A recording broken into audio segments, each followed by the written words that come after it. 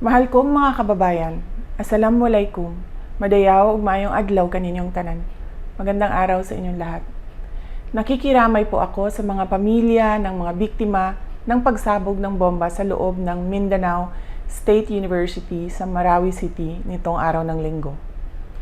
Kasabay nito ay ang ating mahigpit na pagkondena sa nangyaring pagpapasabog at sa mga tao o grupo na nasa likod nito.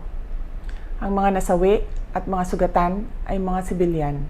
Nakakabahala na ito ay nangyari sa loob ng MSU compound sa isang katolikong simbahan, sa isang bahagi ng bansa na may mahaba at madugong karanasan sa terorismo.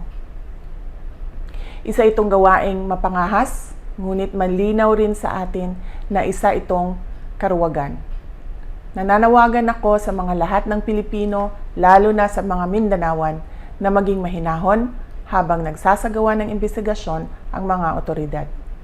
Gayunpaman, kailangan rin nating maging maingat at maging mapagmatyag upang mapigilan natin ang mga maaaring susunod pang atake sa mga sibilyan.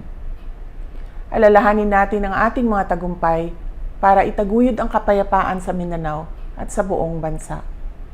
Noong 2016, ilang sibilyan din ang nasawi sa pagsabog ng bomba sa Rojas Night Market ng Davao City habang ako ay mayor. Alam natin ang takot at sakit na dala ng karumal-dumal na gawaing ito.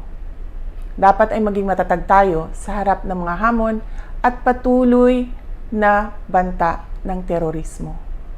Huwag nating hayaan na magtagumpay ang kasamaan laban sa bayang nagkakaisa para sa kapayapaan. Syukran.